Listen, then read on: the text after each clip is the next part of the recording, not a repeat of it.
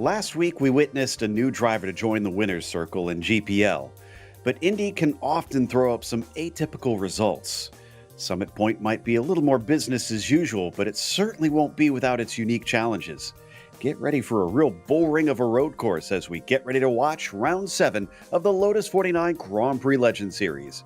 You'll see it all live here on the Global Sim Racing channel. Hi, I'm Joe Peak, and with me in the booth is Roush Racing driver Joey Atterbury. Behind the scenes is our director, Christian Duploy, and he's using cameras provided by Dougie Beard. Most iRacers are very familiar with Summit Point, but in case our audience hasn't heard of it, let's head to our track guide. Welcome to Summit Point Raceway. Once the stomping grounds of IMSA and Trans Am vehicles thundering through the West Virginia mountains, this circuit is now mainly used for club racing and performance driver training. Situationed a couple hours west of Washington, D.C., there are actually two entirely separate circuits that can be tackled here on the iRacing service. The main circuit is just shy of 2 miles in length, including 10 turns, and can be chopped off into the short version, which has 9 turns and only 1.5 miles for a lap. The Jefferson Circuit is its own 1.1 mile piece of pavement with a mere 7 turns and uniquely can be run in reverse. Both tracks are astonishingly narrow and provide quite a technical challenge. On the main course, the most popular place to pass is down into the first corner hairpin. While some drivers may try a brave dive into turn 5, the frighteningly fast-kinked entry makes it prone to things going wrong quickly. Between there and turn 9, it's essentially a single-file affair with nothing but tight and twisty bends snaking their way around. The Jefferson Circuit isn't used as often, and because there are a few straights long enough to get a run on someone, most drivers are forced to wait for a mistake to pounce on. Otherwise, qualifying will be key. Believe it or not, IMSA's GT class raced here in the late 80s, and even Can-Am stopped in back in 86. While it probably sees much more competition here in the virtual world, it's easy to see why plenty of real drivers love to take their vehicles out to try and tackle this historic Appalachian venue. Well, it doesn't necessarily see many major series get here, but it sure sees a lot of action in the real world at this place, Joey. Absolutely. One of the most popular club racing tracks in the Northeast, or I should say kind of the mid-Atlantic region over there between Virginia, West Virginia. Summit Point Raceway, 10 turns in total, just a tick under 2 miles in length. And it's an interesting one. This front straightaway is incredibly long. We're going to see some very high top speeds, and that final corner is very fast leading out onto it. So turn 1, definitely going to be your best opportunity to make one of those big lunges inside of a brake zone. Circle turn number 3, primarily the exit right there. That's the trickiest part. The entry in the middle, okay, but it's easy to run all 4 wheels off into the gravel or into the grass there on exit, and it's important that you get the run down into the turn 4, 5, 6 complex. Now, turn number 5, also kind of a doozy of a corner. You got to be on the brakes gingerly because turn 4 does lead into that brake zone, and there's also heavy asphalt changes throughout that entire section, and then you're going to kind of tiptoe on that throttle pedal from turn 6 through turn 7 and 8. Then you can finally really romp on the thing coming out of turn number 9. And I'd already mentioned how fast that last corner is. Just keep it on the racetrack on the exit. I think if you're looking, if you're going to circle areas on this racetrack, circle the corner exits, Joe. Yeah, that's a good way of putting it, I'd say. And let's take a look at how they exited out of Indianapolis after the point situation. And Andreas Valenteus, with him not showing up, finds his lead cut into, but not overcome. Nick Claridge, 28 points behind. Interestingly, those 28 points is exactly how much more that he scored than Andreas Valenteus. And that's with Andreas only going to 1 and Mick going to both of the last 2 races. So kind of a bit of a squandered opportunity in the last 2 to try and play catch up on our current points leader. Jorge Nieva back there in 3rd position is pretty close to Mick, being able to overtake him with his 2nd place last time out at Indy, with Togo Hisada trying to get back into things.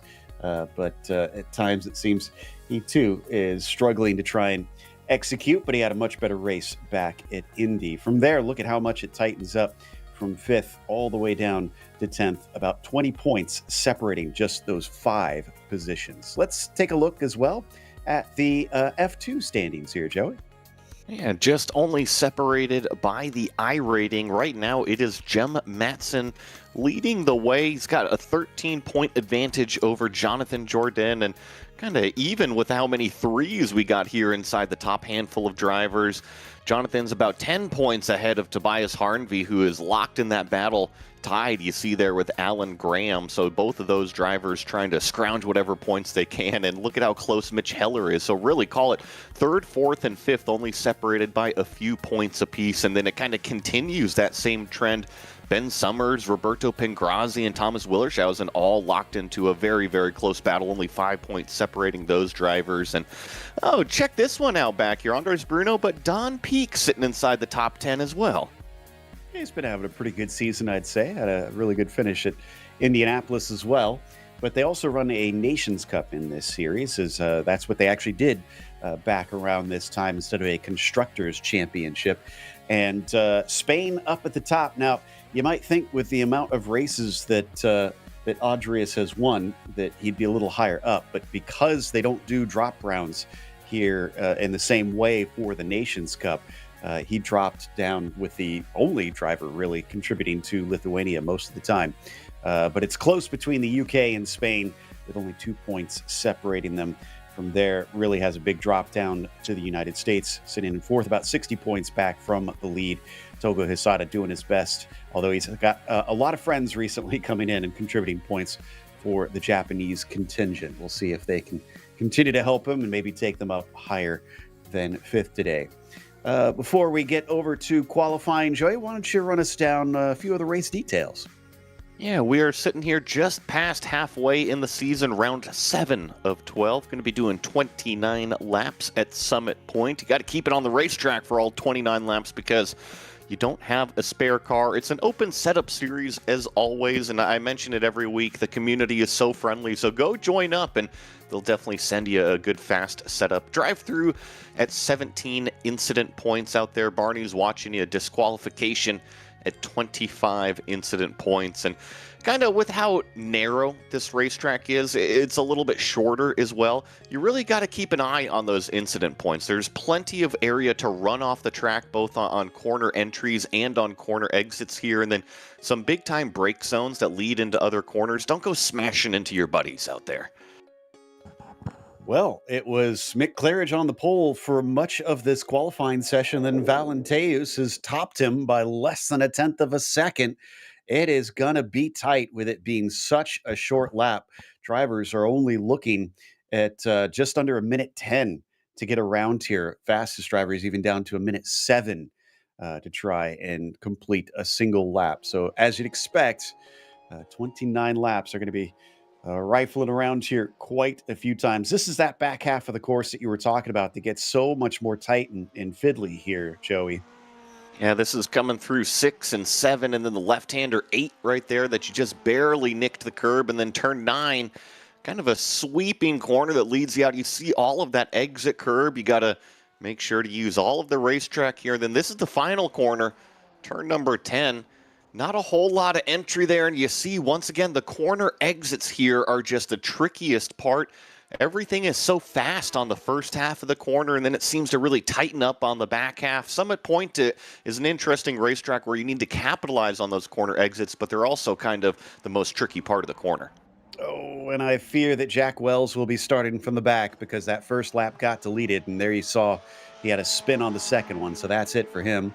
Are we going to see Kurt Clapper actually put a time in? His first one was deleted. Wonder if he'll dip a wheel off intentionally just to make sure this lap doesn't count either. Traditionally, for those that don't follow this series, Kurt and Jason Clapper both tend to not set a qualifying time. And yeah, he's already slowing out of the final turn. By the way, Joey, you know how much we've been talking about Seb Tixier and his really bad luck this season? Apparently, his pattern shifter has stopped working about 15 minutes before the race. I'm sorry, bud. That is a bummer. You know, you always look forward to this stuff, and then whenever you have an equipment failure like that, it's frustrating. I totally get it because I'm a righty-tighty, lefty-loosey guy. When it comes to the tech stuff and plugging in wires and electronics, it all goes way over my head. But even though, with that being said, you can still use, call it paddles or alternate ways to shift this car, I do see him qualified at least inside the top 10. Yeah, so it looks like I'm with you. I think he must have just switched to some paddle shifters or something. So he seems to be okay. Not slow, but certainly not as quick as we've seen him in the past. Curious if that will. It almost seems like a humble brag, Joe. Like, oh man, I can't use my H pattern shifter anymore. Bummer. That is a good point. As we let the clock tick down here, about 30 seconds left, but I think everybody who can set a time has at this point. So the grid is effectively set here. Let's go through since we have so many cars. And Audrius Valenteus on the pole is going to be flanked by Mick Claridge. Can Mick try and beat Audrius today since he looks so close on pace? Nick Cockey is going to be starting next to him in third. Nick usually does pretty decent here. Jorge Nieva starts from fourth, and Togo Hisada will be P5. Leo Sequeiro, usually up towards the front, is going to be on the outside of row 3. Is Gary Ho next to him in seventh. You've got Xavier Sanchez in eighth. Seb Tixia, as we mentioned, will start P9, and then Kevin Verbruggen will begin from 10th. Yeah, and then across the page in 11th will be Ricardo Ruiz starting in the 11th place. Antti Lepisto here from 12th, and Steve Morris got some interesting stats on him I'm sure that we'll bring up a little bit later. He's going to be starting from 13th. Laus Olsen back here in 14th. Ove Trengrade starting 15th. Raul Guardia in 16th. Alan Graham 17th. John Olsen 18th. Jem Matson 19th. And Shinsuke Tashima in 20th. Roberto Pongrazi starts the next set of drivers in 21st. Juan Rodriguez 22nd. And it's Stephen Harfam in the 23rd spot. Cam Porter, actually pretty good qualifying for him there, 24th position. Bjorn Ackerman will be in the quarter century mark. Then you've got Robert Plumley in 26. Matt Maudsley starts 27th today, flanked by Mitch Heller to his outside. Tobias Harnby in the 29th. Row 15 sees Jan Steffen completing that one. And then in 31st with Shuhei Nakamura back here in 31st. Sandeep Banerjee starting next to him in 32nd. Andres Bruno 33rd. Fernando De La Fuente starting in 34th place. Tetsuya Nakano in 35th. Mats Linden 36th. Johannes Brouwer in 37th. Mauro Micheletti in 38th. Thomas Tuba in 39th. And Ben Summers in 40th. Last driver to set a time was Jonathan Jourdain in 41st. From there, it's all by iRating. Jason Clapper, Jack Wells, Marco Salgado, Kurt Clapper, Eugenio Massa, Thomas Fillershausen, and Don Peak at the last of our 48 cars that goes so far back that they are on the exit of the final turn. So it's a lot of cars. And remember, it's only 2 miles in length here. So it's going to be crowded as the green flag is out and they accelerate down to the first corner. It's a very good start for Mick Claridge. Could he maybe pull a fast one around the outside and take the lead away? Deep braking from Valenteus into that first turn is going to deny Mick, at least for now. Somebody in the background goes a little bit deep and clatters across the field. Big accident. 4 cars already out. Yeah, that's the same as I counted. 4 cars in the gravel trap as this number 1 leads the number 4 and the number 7 through turn number 3. There's more cars off at the exit of turn number 3. You see the gravel kicking up all that dust in the background. Mick Claridge actually thought about a move going down into turn number 5 here the first time with the cold tires. This part, you got to tiptoe through the slowest section of the racetrack. That exit of 3 wagon bin is going to be extremely dirty by the end of this race, I guarantee you, because it's notorious for cars dipping their wheels off into that gravel. So a bit of a problem there for 4 drivers. 2 of them look like they're already out with Laus Olsen and Alan Graham having taken a tow to pit lane. But Valenteus leads Mick Claridge, and track position can often be a key factor here. So I think Mick knew the importance of that start. They really spin these things up and go around here at an incredibly fast pace. You see side by side on the front straightaway there. I think that was maybe Leo Sequeiro trying to get another spot here. You see Jorge Nieva in that 4th place car with the orange helmet already starting to close it in on Nick Cockey right there. He's the one with the white car and the green helmet. That's the battle for what is 3rd place. Yeah, he's right on top of him, Nieva. He isn't known for being aggressive, but we'll see if maybe he can turn it up a notch here and put one over on Cocky as Cocky's going to defend down to the inside of turn 4. We sometimes have nicknamed it yard sale into there just because you'll get some big wrecks with cars losing control down through 4 and 5. And trust me, I was a downhill skier growing up. I know all about making huge yard sales out there, and that's a perfect name for that turn 4-5 complex. You can really cause a lot of chaos down there, but I'm impressed with the pace out of Mick Claridge up front. He's been directly in the tire tracks of Valenteus. He has not let them escape, and crucially, Nick Cocky gets a nice corner exit there out of turn number 10, kind of stiff arms Nieva down the straightaway here. And it seemed like Claridge actually got Valenteus on the back foot a bit. He forced him to defend coming into turn 1, just wasn't close enough that he could get side by side. But that's interesting that he's been putting that much pressure on. It does seem like the 4 car is quite quick here at the start. I do think that Summit Point is a little bit of a different racetrack than what we've had the first half of the year. And there you see one of the cars going a little bit wide there. I think that might have been Seb Tixier going off the racetrack. Oh my goodness. Joe, do you care to comment? I don't remember saying that quote at any point, but I'll take it. Hopefully it makes him faster. I have been blamed for some of the accidents, including last week, since I was on the car last week. So maybe this being different from being on the car will help make the difference. This is fantastic. I love it. And you know what's even better is like the profile of where the top of the head is. It's like right where Seb is. This is perfect. And yeah. With the shoulders, and I mean, oh, good. A+, Seb. I love how creative he gets with some of the. He says they come back down into turn 1 once again. No separation pretty much from the top 5 here.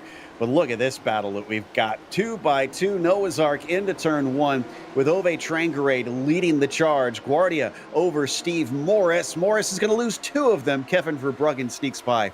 But Steve still has reason to be happy. He's that newest driver to take a victory. In fact, the 49th different winner in the 49 and did it with 49 cars in the field. I thought that was so neat. I remember us making a comment at the beginning of the week last week. Oh, hey, there's 49 cars in a Lotus 49 race. And then how much cooler is it that he was actually the 49th winner? I mean, that's all the stars aligning. That was a pretty neat one to watch him go out there and win that thing. And another one to keep an eye on, Kevin Verbruggen, this car right here, the light blue car. Remember, he's been doing extremely well this season. He's actually a little bit further down than where he typically is, so I'm expecting him to make some moves today. He must not have had a good start because he started in 10th. As here we've got the incident. I wonder if he was maybe held up by this. That may have been farther back. Oh. And yeah, that was Lau Stolson for sure. You can always recognize that bright yellow and blue car that just kind of got innocently collected. Yeah, and I think it was the 37 car that started all of that one. Just a little bit of a bummer. And, you know, I'm not going to put it all. It's the opening lap. Everybody stacked up. It's called an accordion effect for a reason. Everything comes stopping in directly in front of Kevin Verbruggen. That is one easy position to get. Raul Guardia loses not 1, but actually 3 spots on the racetrack. Down to 14th he goes. He's kind of lucky that he was able to catch that one. Often you can go off at a high speed there at Wagon Bend, but he'll get it back on the road, and on he goes. Juan Rodriguez now watching from behind him. We did have a big incident last lap here into yard sale. I didn't see all the drivers involved, but I noticed a number of them slipping down the order. But we return to Togo Hisada now, holding on to this front group. This really isn't known as a draft track, but interesting that they've all stayed clumped together even 6 laps in. I was going to point out Nick Cocky because remember it was Nieva that was applying the pressure to the back of that lime green helmet for those first couple laps. But ever since, it seems like Nick has been able to kind of get the tires warmed up underneath them, kind of throw up the deuces to Nieva. And now you see Jorge's got to deal with Togo Hisada, who's crawling all over the back of him. This is potentially a passing opportunity, but Togo backs out of it well before turn number 4. He's going to probably look towards the front straightaway, and hopefully these top three don't run off. That sequence of corners almost comparable to the hairpin at Suzuka, the way it has a bend leading into a heavy braking zone. It's so tempting, but it's difficult, and it's going to be tough around the outside of the carousel here for Ove Trangrade. He's caught Kevin Verbruggen and is absolutely hassling him. Goes for the over-under, and he gets a much better exit. Kevin just kind of drifts across the track to try and defend a little bit as Andre Bruno looks like he was the one that started that incident over at Yard Sale. Yeah, and you see multiple cars collected, probably 3 cars or so collected in that one over in that, call it turn 4 and 5 area. I think it was Kevin that was making his way through Ove Trangrade right there, because last time I had looked at Verbruggen, he was actually down a few positions from where he had initially started, and now he's back exactly where he qualified that car in 10th place as Roberto Pengrazi here deep down the inside trying to make a move in 1. It's going to be on the outside of Wagon Bin, and that is very much a one-line corner, though. Oh, is a big slip-up on the inside from Ackerman, but it feeds him out, unfortunately. So Roberto is the one that loses both that spot and the one to Maudsley and Porter. Getting some good picture-in-picture here of 2 different battles going on the racetrack. See the battle for what is 28th up in that smaller screen on the top right, including Thomas Tuba holding off Johannes Brouwer, as well as Jan Steffen, as this battle for what is 22nd that we're watching on the main screen here. I think I see Cam Porter maybe involved in this one. He's kind of at the head of the train here, chasing down what is the unicorn machine of Bjorn Ackerman. And this group a little farther towards the back, if I'm honest, I'd say they're maybe 5 or 6 laps away from the leaders starting to catch them. And it is going to be frantic, because if they've got battles like this, drivers are going to have to be dealing with multiple things going on at once. But Cam Porter is solely focused on overtaking Ackerman down into the hairpin, and he's going to do a textbook move into turn 1. I gotta chuckle to myself because, you know, here's Cam driving along at 170 miles an hour down the front straightaway, and he actually just spun it there in turn number 3. I was just going to make a comment about how stoic and calm his face looked, but then all of a sudden it got a little bit frantic there as the back end stepped out. And I'm sure that he's happy he didn't collect anybody else, but a little bit frustrating now. Probably happy that the webcam cut away just before that corner. So back to 27th he goes after he was having a pretty decent day. Haven't talked about Sanchez much, and he was one of those that was very good at the Indy Oval, way wide in front of him from Ove Trangrade. Does that slow him up enough? I don't think this straightaway is long enough that the number 9 can make a move here into 1. It's a very long front straightaway, but you're right. That turn number 10, that final corner, is such a sweeping corner. It's kind of difficult to get like the big-time run on a competitor directly in front of you. You really got to maybe even force him into mistake, as we see Raul here trying to force John Olsen into a mistake, and deja vu from what we saw at Cam Porter, except Raul was able to kind of keep it Formula Drift style versus the half spin, but definitely cost him some track time. Yeah, kept the forward momentum, but it was definitely a critical place for him to lose control like that. So the 12 down to 16th now. Seen a lot of that. I'm sure it's pretty difficult, because not only do they have to race this track, but it seems like if you're not attacking the person in front, you're being attacked from behind. Nobody can get separation. And I'm happy you brought up that point a couple laps ago. I mean, we're going to run into lap traffic sooner than later. This place is incredibly fast. I mean, we're doing minute 7 lap times around here, so there isn't a whole lot between, call it the back half of the field and the front half once we get going here. And Togo Hisada, ever since those first couple laps that Nieva was just applying all sorts of pressure to Nikola Gaki, has actually kind of fallen off the end of the train just a little bit. Yeah, we're talking 3 seconds a lap difference between the leaders and those at the back. So that's what happened to Cam Porter. Whoever was behind him had a heck of a save, because they got really loose trying to avoid him as well. It's turn 3 is such a finicky corner. You know, a lot of people look at this section right here where these cars are because it's so much slower, but turn 3 is so fast going into it, but you do have to lift, you do have to manage the car, and there's just this slightest little bit of overcrest at the apex. There's just a whole lot going on when you don't think there actually is. Yeah, it's complicated, and Jorge Nieva is trying to keep it simple, just keep it ahead of Togo Hisada, but Seb Tixier has caught them up 3, so his chain shifter has not affected him too much.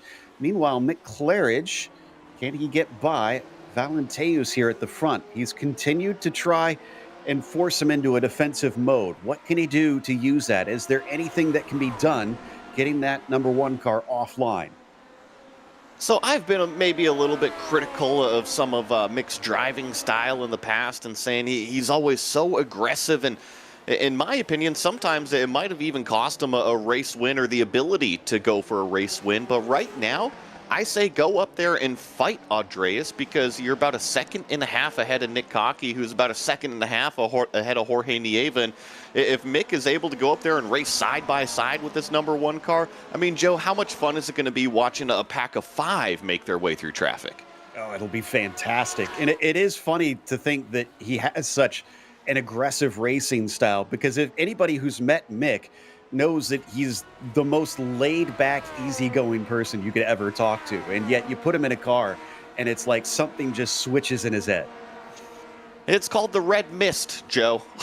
The red mist comes down over the visor, and all of a sudden that person that you know has completely exited the race car, and it's just a gorilla behind the wheel.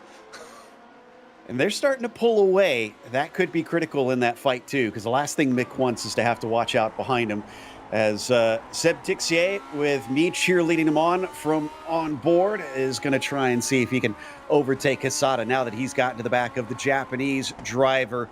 Both of them trying to open up the entry down into turn 5, as it certainly has an odd and uncomfortable racing line into there.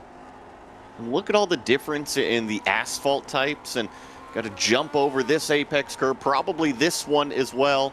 Going to roll all over the exit curb right here of turn number 9. See him use those left wheels, and then this next corner, turn number 10, it actually kind of feeds into it, but look at how quickly this exit comes up. Here everything looks okay, and then, oh, there's the exit in the gravel right there, and you see him just barely trying to keep it back on the track. A little bit of wheel spin may have cost him. Otherwise, he was awful close to the gearbox of Togo. He's going to look anyways, but decides against it. Looks like maybe there's a tiny bit of damage on the nose, because it looked like it was buckled up there on the right-hand side.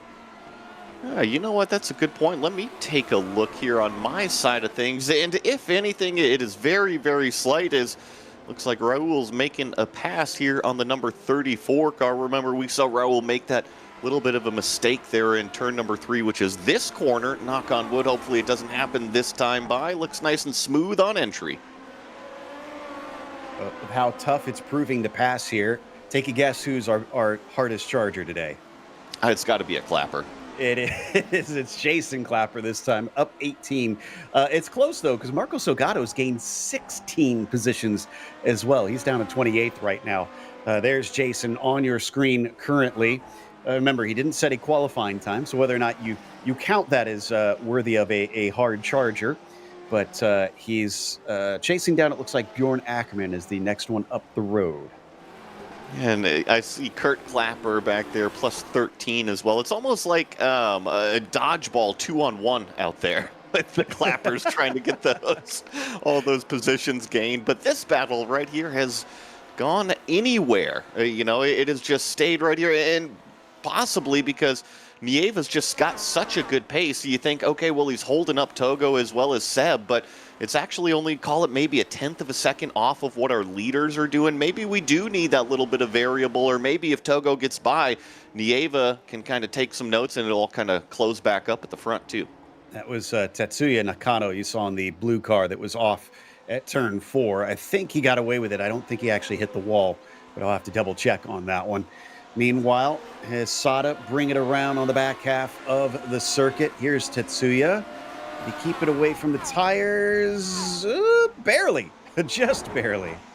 I think that's A-okay. And tire on tire usually is a little bit more forgiving out there. So let's see if Togo can make the lunge in turn number 1. This is about as close as he's been every single straightaway. And once again, just not the confidence on the brakes. You see Seb Tixier think about it, though. He said, all right, well, if you're going to back off, that might give me just that little 1 or 2%. Then I need to make that lunge into turn number 1. And we always know how good Seb is on the brake pedal. And it's fascinating watching them down that main straight, because usually we talk about long straightaways. Okay, how much aero have you put in it? Well, that's not a thing in these cars. So, but you can change the gearing on them. You can change the differential. That can affect how it comes off the corner. And then there's, of course, naturally, driving style. So we see so many different drivers have different exits off of some of these corners. You can really feel it play out by the time they reach turn one in this group. And tell you the truth, I haven't even looked at the top speed. I'll make sure to look at it as they go down the front straightaway here. But I mean, I think I saw something like 130 miles an hour there before we got even into turn number 10. And at the start-finish line, already at 160 miles an hour. Let's see about jumping on the brakes right here. You saw about 180 miles an hour there, I think, right before they jumped on the brakes. It is a very long straightaway with a very fast turn 10 leading out onto it. Yeah, that seems a little terrifying at a track like this narrow. I can't fathom trying to get up to those speeds. Do you see all the speeds. trees on each side too, Joe? Yeah, exactly, which apparently I found out they are still there. Recently I had heard that I think one of the corners saw a Viper wound up in the trees, literally in the trees. I wouldn't be surprised. This place, like I said, it's there in the mid-Atlantic region. So if you're, call it in Washington, D.C. area, Philadelphia, Baltimore, you know, it's a few hour drive out to the west out there. So it's a very, very common racetrack in the mid-Atlantic area, but it is not an FIA grade racetrack. It's not a quote unquote professional racetrack like you would see a Sebring or a Watkins Glen. So the facilities and everything else outside of the track, it's almost like you go back a couple decades and it looks a little bit more familiar. That's true. Well, speaking of going back a couple decades, as we watch this battle here for the lead still, this track did see top-tier racing. It had IMSA's GT cars, the GTOs and GTUs, race back in the late 80s and early 90s, if you can fathom some of those monsters trying to race around here. But, well, Antti Lepisto, we're not used to seeing him in this group as much, and definitely not this far back. He's fighting with Roberto Pongrazi for that 20th position and just barely stays out of the side of him coming into turn one. They'll get a better exit off the corner. That'll be P20. You're right. You don't usually see the number 2 board so far down. You got to remind everybody that Antti Lepisto's iRating, 7,000 plus out here. That means Andreas even higher. He's at 9,500, our leader in terms of that iRating. So Antti Lepisto fighting for 20th and actually just had a car spin directly in front of him. It was one of the cars that was a lap down. I think that was Nakano having some more issues in turn number 5. Same corner again for him, unfortunately. Trangare's got a run. That's Gary Ho just in front of him. Gary's not defending. Ove goes down to the inside when they slam the brakes. And is he going to get the job done? Yes, he takes the apex away. And that'll be P8 for the number 10. See what Togo Hisada is up to here. Maybe he had a little bit of a run coming out of turn number 1, but it's all kind of evened out between Nieva, Hisada, and Tixier as they feed themselves down into what is turn number 5. You see the train on the racetrack, and we're highlighting Mick Claridge. That lap traffic is officially here. And that lifesaver car that they're trying to overtake, that would be Don Peake. He pulls off to the side and lets them through. He's actually, what position is Don in today? He is 40th right now, so not the highest we've seen him run, but at least he's out there still going. But Valenteus now has a whole bunch of other cars to try and overtake, some of them fighting for position. He goes down to the inside. Ben Summers stays wide for him. He sees the leaders coming through, does not want to play a factor, but it does check up our P1 car. And this is where it starts to get really tricky because the leaders can easily kind of trip over some of these cars that are a little bit slower on pace. We're going to get a replay of, oh no, Seb Tixier, what happened to you, bud? It looks like just 4 wheels off. So, hey, I'll take that one. That is not a car spinning off or hitting the gravel or a tire wall or anything like that. He'll just lose a little bit of track position. But what I was going to say is when you've got 2 separate cars that are completely different on pace, the brake markers are different. Where you lift off the throttle and the minimum speeds rolling through the corners are different. So it can be a little bit tricky for some of these lead cars. They can trip over some of the slower stuff. Glad to see that it wasn't a race-ending mistake there for Seb Tixier. Hoping that the racing gods will smile upon him this time, because they certainly haven't at all this season.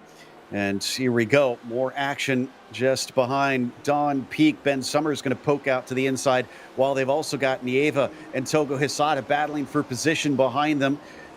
Don's going to go a little bit deep down into turn one, but spinning up the tires, Summers goes off the course and thankfully doesn't hit anything.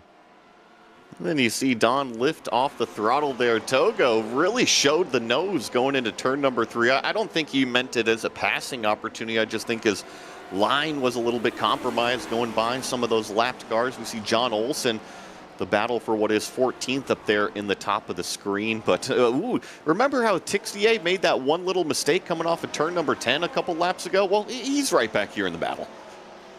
Is indeed. And I understand you got confirmation last week from Seb that you had guessed the right plane. Is that right? Yeah. You know, it was a P51. I just wasn't sure, because when they get made into those air racers, they usually have a name attached to them. You know, it's not just a P51. They're called a specific name. So I wasn't sure if it actually had a name, but it was a P51 Mustang sharing that Rolls-Royce V12 with that other airplane that he had a little bit a while ago, that Spitfire. Down to the inside. Can he make the pass on Hisada? Yes, he can. Just elbows him out of the way as they go by another car off track. It is starting to get a little bit frantic. Look at the traffic in front of them. It is rush hour right now. That's what happens here at Summit Point. Just the lap times are relatively fast, so the group stayed packed up, and now it's really busy getting into turns 4 and 5. And this is where you got to be careful as one of these faster cars. You're used to rolling a lot more speed through these apexes, through these slow corners, and you just got to make sure you don't go ramrodding up a gearbox. Exactly. Or we got to watch out for other cars having their own issues. You can see they had another driver go off at turn 5 once again. A little bit of weaving in front of them, as that's I think Eugenio Massa fighting for position with Jan Steffen, and that causes a big checkup. Nieva loses a spot. Hisada almost loses the car, but Tixier up to 4th with a smooth move.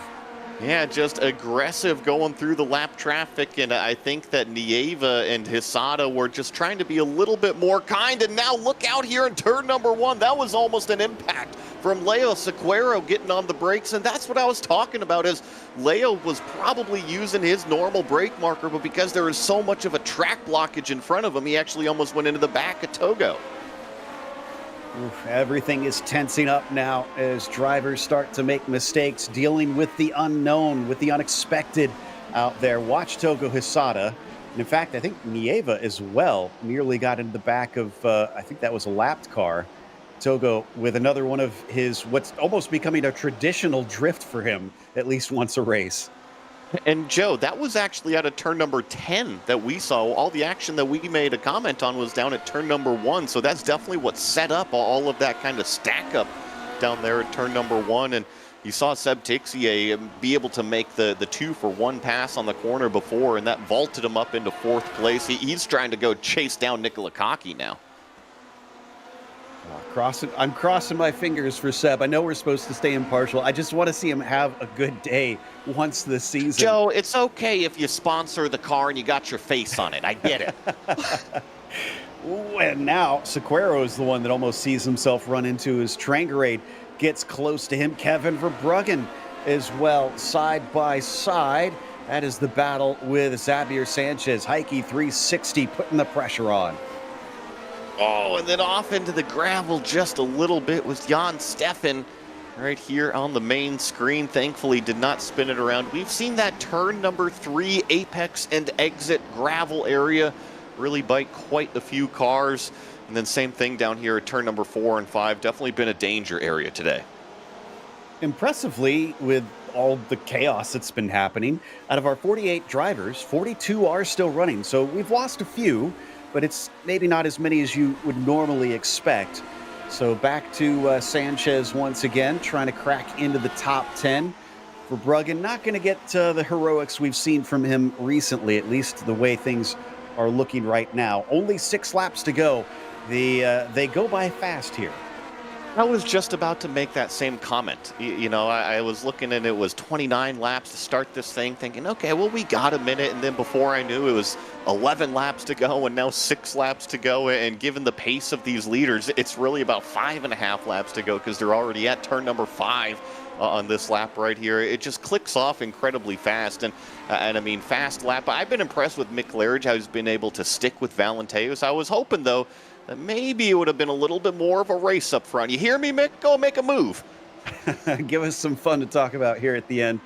And yeah, he's been keeping him honest, but he just can't seem to really put himself in a position to try and truly attack. As we check back in with Cam Porter, he's still down 2 from where he started, but he's 26, so not too bad considering what he's been involved in. That's Salgado, I believe, behind him right now, who's definitely starting to lay it on a little thick and getting close to that gearbox. This I find to be a little bit of a mental dilemma if you're a racing driver, right? If you're in Cam Porter's shoes, because we saw Cam make that self-mistake earlier, so technically he should be further up the road. He shouldn't have the pressure from Marco Salgado directly behind. But guess what? He did make that mistake, and Marco's gained plus 17 positions from where he started. So Cam's now got to deal with a very, very fast race car, and we're going to see if he can hang on. Yeah, Salgado, another one that failed to set a lap time out here. Ooh, what about John Olsen? We haven't checked in on him in a hot minutes, and that is a wheel. Yeah, Juan Rodriguez maybe got into turn number 3 a little bit hot there. I saw maybe a couple cars involved with this one, and I think it was Ben Summers was the other car. So massive impact there after he had a contact from Rodriguez, just couldn't slow it in time, and that's his race over immediately for that one. Cam Porter carrying on, still in this battle, just outside the top 20. Roll it through this set of corners here as we check back in on Togo Hisada all over the back end of Nieva here. This is that replay on the top of the screen. Ben Summers getting ejected off the track and then bouncing over. Thankfully, he was bounced clear of that racetrack, and I can report it was just kind of one of these faster cars, maybe expecting one of the slower cars to roll a little bit more speed through turn 3, and then an impact happened. Thankfully, in the virtual world, it's just more of an apology afterwards and not a hospital visit, as that would be in real life. But Togo Hisada is starting to see whether or not he could overtake Jorge Nieva. They were battling with Seb Tixier before, but Seb has managed to overtake and now kind of leave both of them to deal with one another. So he played his way through, and he's off to the next hole. Well, and you say that, and that's immediately what I thought as well.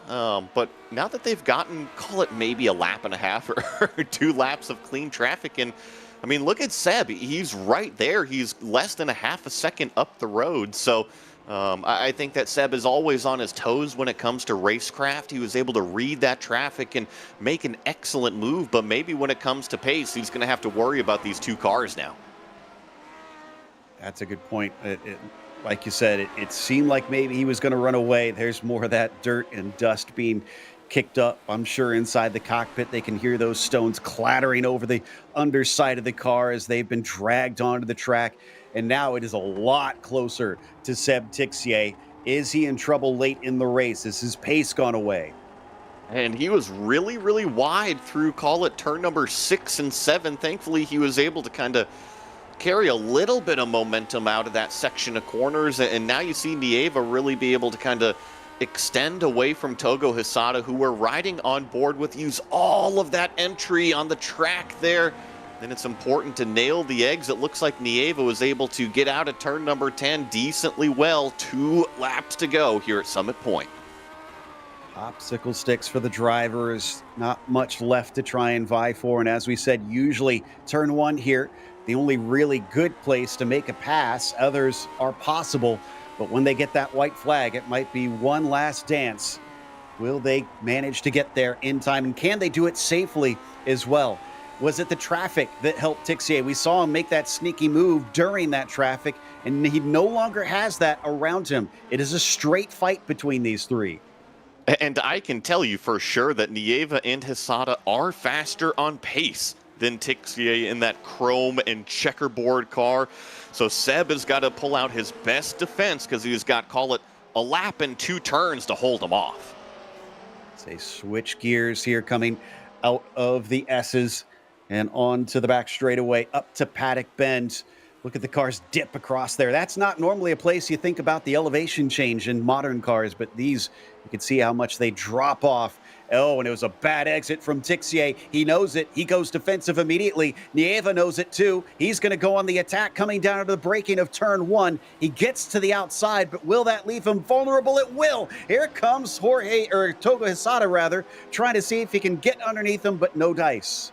And I think that Jorge's got to say thank you to Togo, because I think that he had an opportunity to really kind of slide into that slot that was on the inside of the racetrack, but he left it open in case Nieva wanted to try to do an over-under on Tixier. Here comes another tricky break zone as we get another action spot there in turn number 1 with Jan Steffen, but Seb Tixier seems to be holding off Nieva. It's going to be so hard to pass from here, that is for sure. And Jan Steffen side by side through Wagon Bend. They're going to be able to make that work, thankfully. But up at the front, we got to go to our leader because Valenteus is coming to the line, and it might be only a quarter of a second to P2, but an inch is as good as a mile as Valenteus returns to the winner's circle. Then Nick Kaki does round out that podium in what is the 3rd place position. No positions changed in this Tixier, Nieva, Hisada battle. Joe, I do want to make a comment between Claridge and Andreas out front. I don't know if you noticed, but Andreas had almost a 2-second lead on that last lap that evaporated down to less than a quarter of a second at that start-finish line. Lap traffic was almost a nightmare for our leader. Interesting. So that could have been way more tense for him than we had realized, as Matt Maudsley coming off the turn is close to Plumlee, but not close enough. He'll have to settle for 19th position. 28 of our 42 starters managed to finish all of our 29 laps here, 29 laps here, rather. It doesn't sound like that great of a deal, but considering how many cars are packed into this place, I'm actually kind of impressed that we got that many in for the full race length. Summit Point is always a popular racetrack. It proved so today again here, and it was a busy one. It was an incredibly busy race. We hit lap traffic at about 10 or 12 laps in, and ever since there, it was just a big mix-up on the interstate. All right, so let's go through our finishing results. Andreas Valenteus with the win over Mick Claridge. The gap at the end was 0.184 of a second. He kept them all to it right to the end as Nikola Kaki gets a bit of a lonely 3rd place. Seb Tixier was starting to catch him at the end, so you have to wonder if he had sliced through there quicker, could he maybe be on the podium? Nieva wound up with a top 5 over Togo Hisada, those two battling pretty much the entire race. Leo Sequeiro was P7. Ove Trangrade, 15th to 8th. Good job there up at the front. For Bruggen, gains 1 position for 9th, and Gary Ho will get a top 10 today. Then across the page in 11th is Heike 360 Xavier Sanchez back here in the number 9 car. Steve Morris, not on top of the podium today, will finish in 12th place. Raul Guardia, after having those couple little issues, finishes 13th. Nice to see him actually gain positions after making those little mistakes on the racetrack. John Olsen back here in 14th with Jem Matson in 15th. Juan Rodriguez in 16th place. Antti Lepisto slips down to 17th. Robert Plumlee, 18th. Matthew Maudsley, 19th. And then our biggest mover of the day, surprise, surprise, in 20th is Jason Clapper, up 22 spots. Shunsuke Tashima was 21st behind him, with Mitch Heller in 22nd. Pangrazi P23 for him today. Ackerman was 24th, and Salgado 44th to 25th. Fernando De La Fuente in P26, with Cam Porter going a bit backwards, but 27th still will be handy points for him. Tobias Harnby 28th, and Jonathan Jourdain 29th. Last car on the lead lap, actually going to be Mats Linden, so 30 cars will complete it. Then in 31st is Kurt Clapper, another one of those big movers back here. Jack Wells finishes in 32nd after not being able to put down that qualifying time. Mauro Micheletti here in 33rd. Thomas Tuba still one lap down in 34th. Eugenia Massa, 35th. Jan Steffen, 36th. Thomas Willershausen, 37th. Don Peak back here in 38th. And then Ricardo Ruiz was the first car 2 laps down with Stefan Harfum in 40th. 41st will go to Laust Olsen after he got collected in that opening lap incident. Ben Summers, 42nd, and Johan Hannes Brouwer in 43rd. Nakano was 44th. I think he may have actually been DNF'd on that. Nakamura, 45th. Bruno, Banerjee, and Graham rounds out your field. Unfortunately, all DNFs.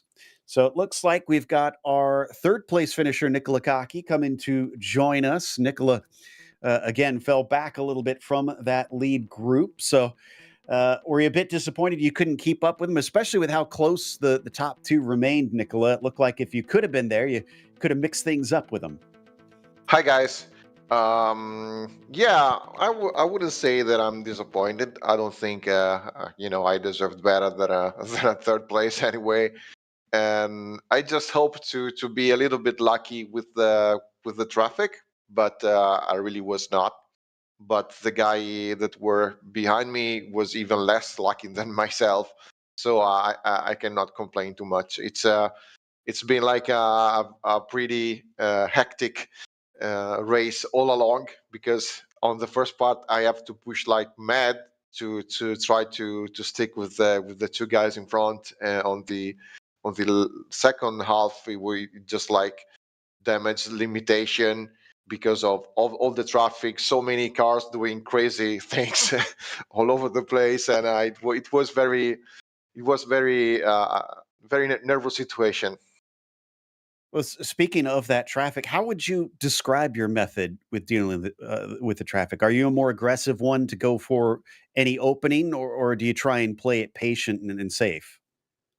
It depends. Anything. It depends on how much gap you have on the front and how much gap you have on the back. So if you know that you cannot reach the guy in front, like today, because it was like 4 seconds or something like that with 5 laps to the finish. I had 2 seconds or so, maybe even more on the back. I was very, very careful doing anything. I would just not try to dive the car. I would just like brake very early, because you don't know what the car in front is going to do anyway. So I didn't want to lose to damage the car and lose the race, because just because I wanted to pass the guy in front as fast as possible. You have to manage the gap you have front and back.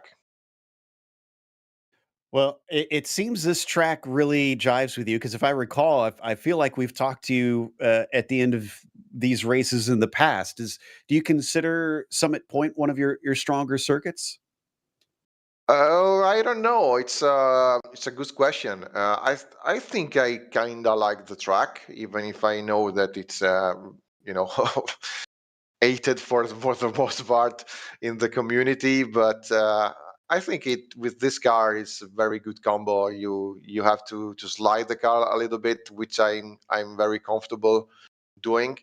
And the main issue here for me, it was temperature on the tire management, because it's very easy to overheat the tires, and once you do, it's like game over because the car, it takes a very long time to cool down again. So I didn't wanted to think too much on the start of the race, because I just want to follow the lead guys. But on the half of the race, I started to feel the car very, very slidey. So I knew that I was reaching the limit. So I had to dial a little bit back and and stay there basically. But yeah, I think I like this track. It's not on my favorite list, but it's not that far. Well, again, congratulations on your first podium of the season, and hopefully we'll get to chat with you more in the future. Yeah, thank you guys. It's been like a rough start of the season, and I'm very happy I was able to find the podium again, and I hope all my all my roughness of this season is ended, but you never know. So let's see what happens next race. See you guys. See, that was Nicola Kaki. Not the only one having a rough start to the season. It sounds like second place has gotten here. Joey's caught up with a man that's finally found his lucky charm. Hey, Mick Claridge, congrats on the second place, dude. Yeah, cheers, mate. It was a good race, wasn't it? It was a good race. I was trying to motivate you along to try to go make a move on Andreas. Did you think you maybe could have at some point? No, he just said the same thing. He said he thought that I was waiting for like the end of the race to go for a late dive or something. No, I was qualifying laps from start to finish there just to stay with him. Yeah, it was really frustrating because it happened last time we was here. He's very quick in the last part of the lap, so to get a run down turn one, you got to be really, really good. The track limits he's using into the last turn is unbelievable. I can't get the car out as wide as he can on the entry at the last turn. Did you think that maybe lap traffic was going to throw him a wrench at all? Well, he's very good at that as well. He's very good at passing and knowing where to put the car for the lap traffic and stopping whoever's behind him, getting through, because he does a lot of camel and he's just that type of guy. He's just an all-round good racer, he's just that type of guy. But yeah, it was like the first, what was it? I don't know, it must have been about 10 laps. I was like, come on, where are they? And I was even like looking out on the front straight down the right-hand side to see if anyone was going into turn one. I said, come on, please let me see a car go. And then I saw about 8 of them going in. I was like, yes. Well, since we're talking about lap traffic, did you have any close calls yourself? Not really, no. We had a car sort of spin across the track in front of us, but it was enough in front of us for us to sort of know which way to go. Not really, no. They were really good, to be honest with you. I know he got stuffed at the last lap, which really killed him. But even there, he knew what he was doing because he left a gap from the last turn, and I couldn't get through, before that. Maybe if I'd have got a bit of a slingshot and maybe would have got my front wheel alongside his back wheel, but that would have been it. But he just knows what to do. Just knows where to put the car. Well, my last quick question for you here, because we go to another shorter track, even shorter than this one, Knock Hill next week. What do you think it's going to be like there? It's going to be busy, huh? Yeah, it'll be busy. Yeah, these races, man. How many did we have today? 48. If it doesn't split, it'll be insane. And then we got Lime Rock at the last race. I think is it something like that. Aldridge just said that felt like a camel race. Let's wait till we get to Lime Rock because that's just insane. That's lapping traffic every lap. But yeah, these tiny little tracks, I love them. They're really good. They really suit my style. It was probably out of all the tracks in the whole series, in the whole service, Summit was probably my best chance to get him. It's just one of those tracks I'm good at. Wait till we get to Mugello and you see how good I am there. I'll be lucky to get top 10. Well, maybe it's time to go start practicing here for the next couple weeks. But Mick, thank you so much for coming out and racing with us. Anybody you want to say hi to? Everyone that's watching. There's loads of guys. Maybe the Pring's watching and Zilla. Emma's watching. Denise is watching. Mike's watching. Probably not. Hello, Mike. Malcolm's watching. And anyone else who's watching who's enjoying the racing. So yeah, great. I love you all, but you mostly, Joey. Oh, thank you. You got a little ways because you got to start putting our face on the car like Seb Tixier now. I can't paint. I said to him the other day, I said, I wish I could paint. I'd slap a huge, great big Seb on the side of my car. There you go. Maybe then he'll find the podium. Well, that was Mick Claridge finishing in second place today, Joe, in that red number 4 car. Indeed. Speaking of Seb, I'd used my card too soon. This is the man that has finally found his lucky charm. Seb Tixier gets himself on the top 5, not the podium. Seb, you finally had a race where it seemed like things went decently well to us. Would you finally say you broke that duck? Can you hear me? Yep, we got you. Yeah. I'm not Sebastian Tixier. I'm Joe Pick. I'm super fast. So I'm a commentator in GSRC, and So, Sebastian, what do you think of your race? Oh, no, okay. So, first of all, yeah. So, Gary, sorry.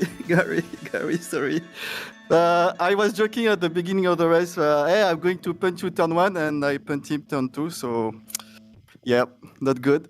What to say? I had a shifter issue. So my shifter can switch from sequential to a shifter, and a shifter was not working. So I have to just before the qualif to switch to sequential, and I was a bit lost. So as usual this season, my qualification was very bad. But overall the race was really fun. Once I managed to catch up on Togo, and then after that I was trying to be aggressive, and I managed to box Jorge behind the back marker, so Jorge, and dive like a crazy man in the last turn, and then I tried to run away, but Jorge was quite fast, and I think eager to come back, and I managed to keep him behind me. So overall, yes, the race was really fun. I'm but a bit sad because I prepared a special webcam with telemetry and stuff, but the website didn't recognize OBS as a webcam, so I couldn't do that. So I'm a bit disappointed for that. But yeah, and well, next week is no kill, and I think I will run 10 laps, and then after I will stop because on the motion no kill is so exhausting. I don't know if I can run 43 laps. You mean it's like a trampoline in there? Yeah, it's crazy. Because there's a lot of bumps, so in the first feedback is super hard, and at the same time you have all the bump feeling in the motion. So I think I will reduce by half the motion because otherwise I don't think I can do the whole race. That makes sense. I hadn't even thought about how rough that must be. But you brought up the lap traffic. We kind of noticed that you managed to pull away at first, and then you started to get caught at the end. Do you think the traffic was making the difference in that fight for fourth, or do you feel like you generally were faster than both Jorge and Togo? So if I look at the best lap and lap time, I think I could have run with Mick, at least Mick, maybe not Audrius, because I did a 7.7 and my Mick did a 7.5, and I felt like I was a bit slowed down by Togo and Jorge. But then when I passed them, well, you know, when your chest is a bit different, you know, the pressure and stuff. And Jorge seemed very motivated to pass again, so I was slower than I was in front actually. But it was only 4 laps, I guess, or 5 laps, so I was okay. As long as you know, I did a bit this ugly technique to park it a little bit in the apex to get away in the fast part, so he can't have a run on me. But it's a racecraft, I guess.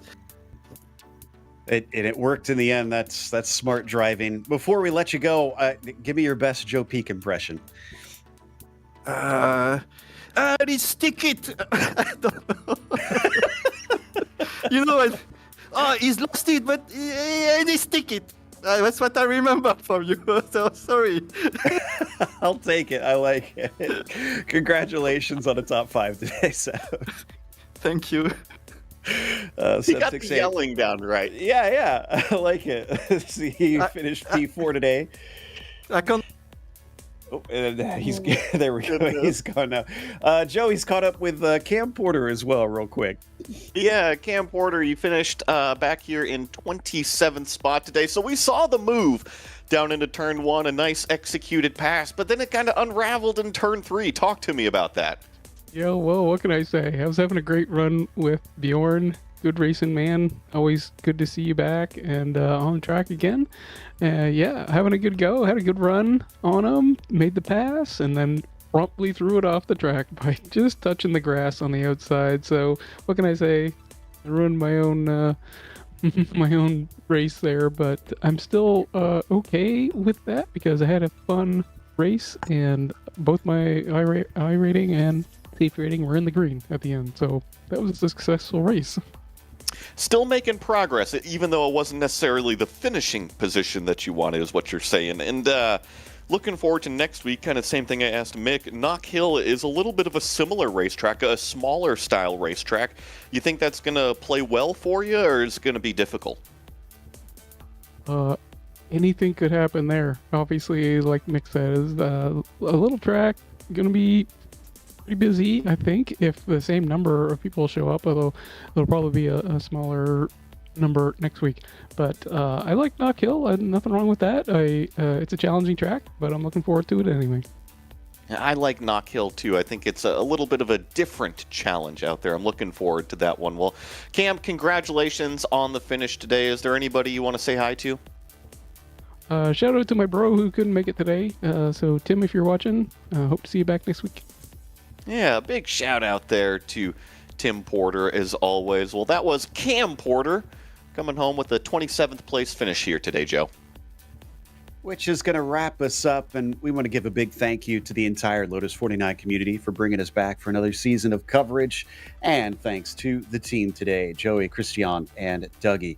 Make sure to check out our social media, our website, and our merchandise store, and don't forget to subscribe to our YouTube channel so you don't miss a moment here on GSRC.